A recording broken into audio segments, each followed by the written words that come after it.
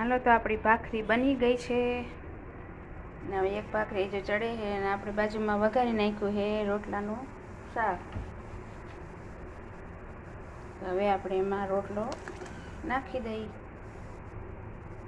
આજે રાતે રોટલો કર્યો હતો તો રોટલો વધ્યો હતો તો આપણે અત્યારે સવારે બનાવી નાખ્યું છે રોટલાનું ખાટું મીઠું શાક. અને આપણે શીરાવામાં રોટલાનું શાક ને ભાખરી ને ચા, ગરમ ગરમ ચા.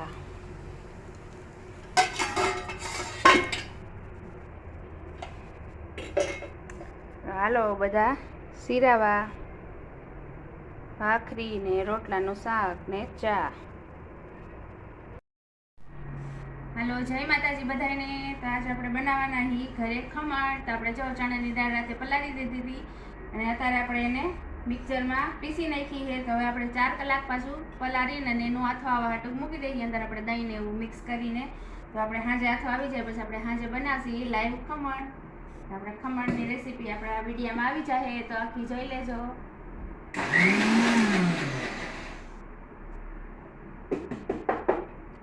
આપણું ખીરું બની ગયું છે અને હવે પછી આપણે એમાં મીઠું નાખી અને ઢાંકીને મૂકી દઈએ.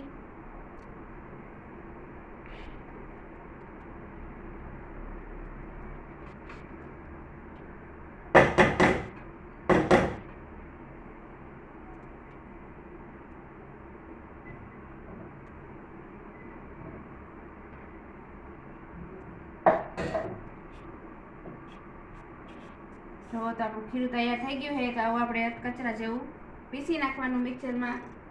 તો હાલો આપણે એનો આથો આવા હાટું મૂકી દઈ. તો જોતા રહેજો.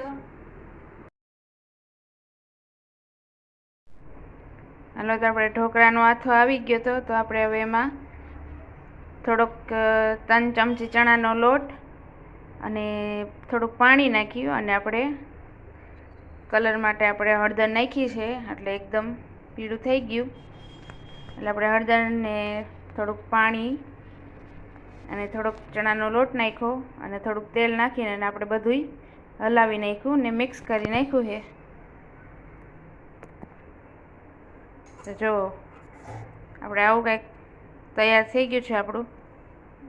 તો આપણે આવું જ બેટર રાખવાનું છે કે બહુ ઢીલુંય નહીં અને બહુ એકદમ કઠણાઈ નહીં, આવું રાખવાનું. એટલે આપણે પછી આપણે જ્યારે ઢોકળા હમણાં બનાવશી તો તમને બતાવશી આગળ. તો આપણું ખીરું તો તૈયાર થઈ ગયું છે ઢોકળાનું. તો આપણે ખમણ ઢોકળા હમણાં બનાવશી તો તમને આગળ બતાવી. તો હાલો હવે જોતા રહેજો. હાલો તો જય માતાજી. આપણે જો અત્યારે આપણે ઢોકળામાં આથો આવી ગયો છે.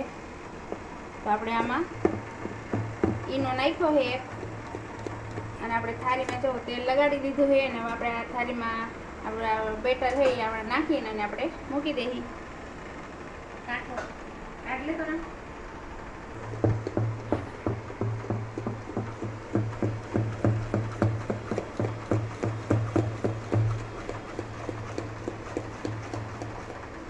તો આપણે એકદમ કલર મસ્તનો આવી ગયો છે. જો તો આપણે આવું રાખવાનું છે. આપણે ચમચામાંથી જો આવી રીતના પડી જાય એવું જ આપણે ખીરું રાખવાનું. અને હવે આપણે થાળીમાં નાખી દઈએ. પાણી આપણું ગરમ જેવું થઈ ગયું છે એમાં આપણે કાંઠો નાખી દીધો છે.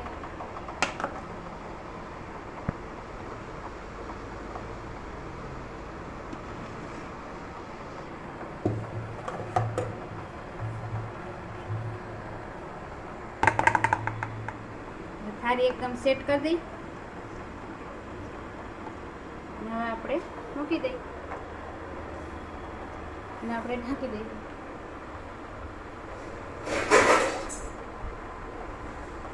આવું માથે વાસણ ઢાંકી દેવાનું.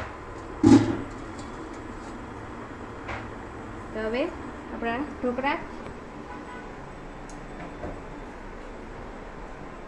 ચાલો આપણે ઢોકળા મૂકી દીધા છે. તો આપણે ઢોકળા તૈયાર થઈ જાય પછી આપણે તમને આગળ દેખાડશી. તો હવે આ વિડીયો જોતા રહેજો. હાલો તો જો આપણે એક થાળી થઈ ગઈ છે અને આપણે ઉતારી લીધી છે. તો હવે આપણે એને કટ મારી જોઈએ.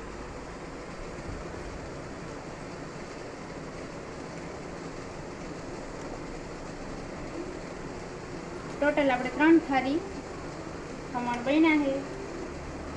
આપણે થોડુંક પાતળું આમાં થોડુંક ઓછું નાખ્યું હતું એટલે થોડુંક પીસ એના પાતળા થયા છે. તો જો એકદમ જારીવાળું હજી ઠરવામાં વાર લાગશે એટલે જો મસ્ત ન થયા છે. અને આપણે એક ખાલી બીજું મૂકીએ ને આપણે એમાં રાઈ નાખી દીધી છે. અને હવે આપણે એમાં નાખી દઈએ મરચાં ને લીમડો વઘાર માટે.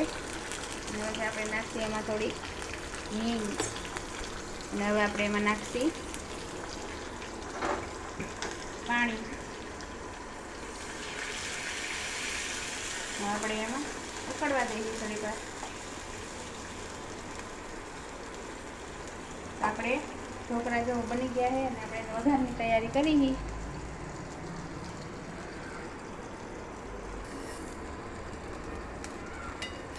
ખાંડ નાખી દીધી આપણે થોડીક વાર આપણે ઉકળવા દઈએ. આપણી ખાંડ ઉકળી જાય થોડીક ચાસડી જેવું થઈ જાય પછી આપણે ઢોકળા ઉપર વઘાર નાખી દઈએ.